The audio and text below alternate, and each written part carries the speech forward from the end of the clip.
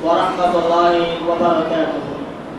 الحمد لله رب العالمين والعاقبة للمتقين والصلاة والسلام على سيد الأنبياء والمرسلين نبينا محمد وعلى آله وصحبه أجمعين. أما بعد. محترم حاضرین اکرام، جیسا کہ آپ لوگ نماز کے طریقے کے متعلق سن رہے ہیں، گزشتہ درس میں میں نے آپ لوگوں کے سامنے یہ بات ذکر کی تھی نماز کے طریقے کے متعلق کہ نماز میں سورہ فاتحہ کا پڑھنا ضروری ہے، چاہے وہ امام ہو یا امام کے پیچھے جو نماز پڑھ رہے ہیں، جسے عام زبان میں ہمارے یہاں مقتدی کہتے ہیں، دونوں کے لیے نماز میں سورہ فاتحہ پڑھنا ضروری ہے، چاہے وہ نماز صدقی نماز ہو یعنی ظہر اثر ہو، چاہے وہ نماز جہری نماز ہو یعنی فجر مغرب عشاء، 5 وقت کی کوئی بھی نماز ہو، ہر رکعت میں سورہ فاتحہ مقتدیوں کے لیے پڑھنا ضروری ہے. اور میں نے یہ بات بھی ذکر کی تھی کہ مقتدی صرف اور صرف سورہ فاتحہ پڑھیں گے. اگر امام کوئی سورہ پڑھ رہا ہے جو آپ کو یاد بھی ہے، آپ کو پڑھنا نہیں، بس غور سے سننا ہے، اور میں نے دلیل آپ لوگوں کے سامنے ذکر کی تھی. اب آگے کا جو اسٹیپ ہے وہ اسٹیپ یہ ہے کہ جب سورہ فاتحہ کو کمپلیٹ کیا جاتا ہے تو اس کے بعد ایک اللہ کے نبی صلی اللہ علیہ وسلم کی سنت ہے نماز کا طریقہ میں، وہ کیا ہے؟ آمین کہنا چاہیے.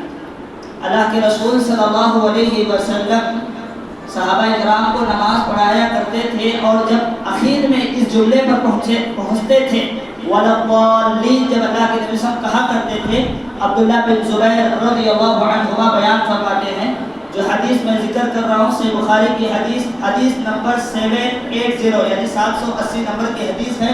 عبداللہ بن زبیر رضی اللہ عنہما بیان فرماتے ہیں کہ ہم اللہ کے نبی صلی اللہ علیہ وسلم کے پیچھے نماز پڑھتے تھے، جب آپ وَلَضَّالِّينَ کہتے ہمارے کہنے سے پہلے آپ آمین کہا کرتے تھے.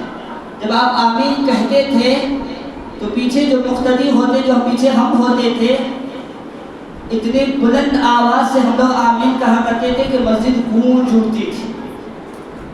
ذرا آپ غور کیجئے، ذرا سوچئے تو صحیح کہ اللہ کے نبی صلی اللہ علیہ وسلم سے نماز کے طریقے میں یہ بات ثابت ہے، صحیح ہے کہ آمین کہنا چاہیے. ہم جس سماج میں، جس معاشرے میں رہتے ہیں، یا ہمارے یہاں محلے میں، ہمارے گاؤں میں جو مسجدیں ہیں، آپ ذرا بلند آواز سے آمین کہہ دیں، لڑائی جھگڑے شروع ہو جاتے ہیں. آپ کو آمین کہنے کے لیے کس نے کہا؟ ہمارے یہاں آمین نہیں کہا جاتا ہے، بلند آواز سے آمین نہیں کہنا چاہیے. ذرا غور کرنے کا مقام ہے، سوچنے کا مقام ہے. جس نبی کے میں اور آپ امتی ہیں، جس نبی کو میں اور آپ اپنا امام، اپنا رہنما، اپنا رہبر مانتے ہیں، وہ اللہ کے نبی صلی اللہ علیہ وسلم اتنے بلند آواز سے آمین کہا کرتے تھے، اور آپ کے پیچھے صحابہ کرام بھی اتنے بلند آواز سے آمین کہتے تھے کہ مسجد گونج اٹھتی تھی.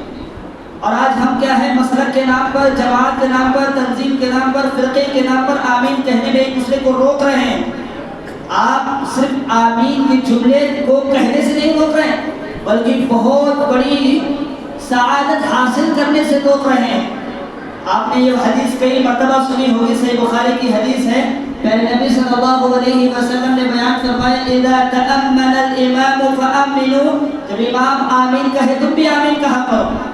کیا ہوگا؟ فإنه من وافق قوله قول الملائکہ، جس کی آمین فرشتوں کے آمین کے ساتھ مل گئی، غفر له ما تقدم من ذنبه، اللہ ایسے بندے کے سارے صغیرہ گناہوں کو معاف کر دیتے. ایک جملہ آمین کہنے میں کتنا منٹ لگے؟ آپ سیکنڈ، 2 سیکنڈ، 3 سیکنڈ، 4 سیکنڈ کا یہ جملہ ہے، لیکن ہمارے سارے صغیرہ گناہ معاف ہو جاتے ہیں. سوچنے کا مقام ہے. ہم سے بڑا بدبخت کوئی اور ہو سکتا ہے؟ ہم خود تو یہ نیکی کے کام کرنے سے، اتنا عظیم الشان عمل کرنے سے خود بھی رک رہے ہیں، دوسروں کو بھی روک رہے ہیں. تب قیامت کے دن جواب دیں گے. جہاں نماز کا طریقہ ہے آمین کہنا چاہیے، وہی یہ اللہ کے نبی صلی اللہ علیہ وسلم نے اتنی بڑی بشارت میں ذکر کی کہ آمین کہو گے گناہ معاف ہوں گے. اب جو بندہ آمین نہیں کہہ رہا، اتنی بڑی سعادت سے محروم ہو رہا ہے، اسے سوچنا چاہیے. جماعت کے نام پر، تنظیم کے نام پر، امام کی پیروی کے نام پر، اپنی مرید، اپنے رہنما، اپنے رہبر کی پیروی کے نام پر لوگوں کو اتنے عظیم الشان عمل سے روک رہا ہے، کل قیامت کے دن اللہ کی بارگاہ میں جواب دہ ہوگا. لہذا مجھے اور آپ کو چاہیے جماعت کے نام پر، تنظیم کے نام پر، فرقے کے نام پر کبھی کسی کو آمین کہنے سے مت روکیے. کسی کو آمین کہنے سے مت روکیے، خود بھی آمین کہیے، دوسروں کو بھی آمین کہنے کے لیے کہیے۔ کیوں؟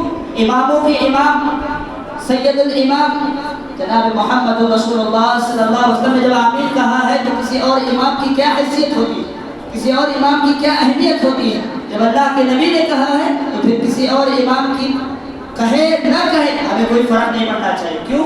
اللہ کے نبی نے کہا ہے بس مجھے کرنا ہے، یہ ہمارا عمل ہونا چاہیے۔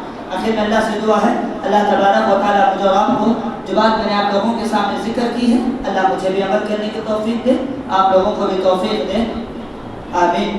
انشاءاللہ کل کے درس میں ہم یہ بات جانیں گے کہ رکوع کس طرح سے کرنا چاہیے اور رکوع میں کون سی دعا کا اہتمام کرنا چاہیے۔ اللہ سے دعا ہے اللہ رب العالمین کی باتوں پر عمل کرنے کی توفیق عطا فرمائے، آمین۔ وآخر دعواہم الحمد للہ رب العالمین۔